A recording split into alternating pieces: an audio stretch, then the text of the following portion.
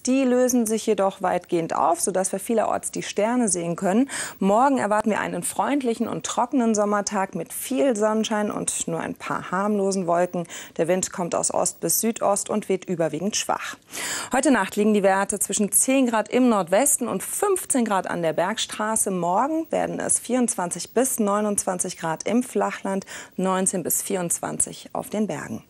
Am Mittwoch erwarten wir bei Sonnenschein bis zu 31 Grad im Schatten. Besonders in der zweiten Tageshälfte kommt es allerdings gebietsweise zu Schauern und Gewittern, die auch heftig ausfallen können. Donnerstag und Freitag wechseln sich dann Sonne und Wolken ab. Dabei schauert, blitzt und donnert es gelegentlich, hier und da auch kräftiger.